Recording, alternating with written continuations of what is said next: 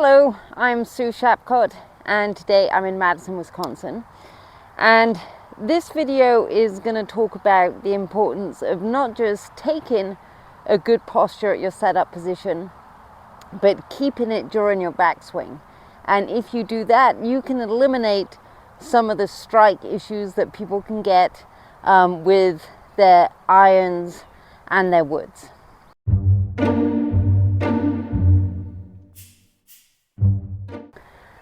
Okay, so I'm going to post below in the notes a video about how to take your posture and the importance of making sure that you bend from your hips instead of from the knees.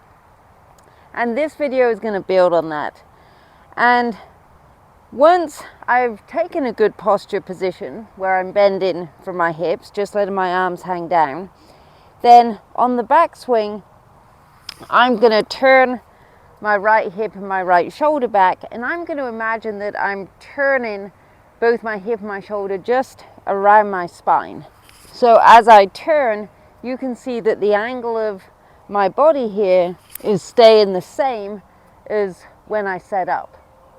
Now, if I do that, I've increased the chances of striking the ball well because it's a variable that hasn't changed. So then as I come back to the ball, then I'm going to get back to the same place that I started.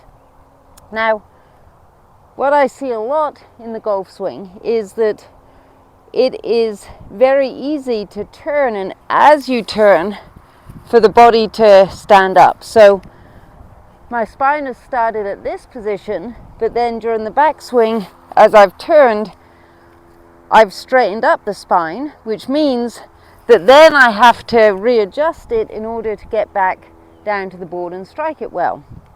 So that's going to give you a lot of inconsistency, a lot of variables that you need to get right.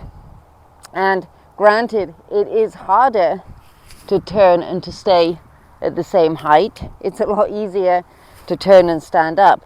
But if you're having strike issues, particularly top shots, then that's something that you can check. Now, in a similar vein, then I also see people who, as they turn, they start with a nice posture, but as they turn, then their body gets lower. So if their body gets lower and they don't move back exactly the same amount, then they're going to have a tendency to hit from the heel. And so for those people, then as they get lower, then they have to try and jump back out of the way, and either their club is going to come back and you could shank the ball or you could hit it fat. And again, the big problem with that is consistency. And so you may have days where your timing is really good with both of those errors, whether it's either turning and the spine getting taller or turning and the spine getting lower. You're going to have days when your timing is on and you can do that and you can play perfectly well and hit great shots.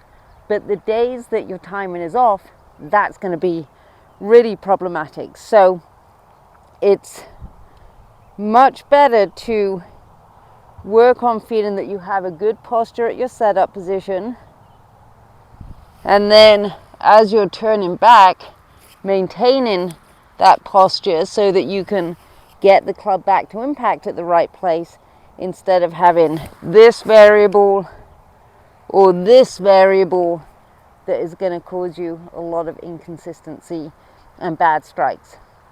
Definitely it's something that you need to be aware of.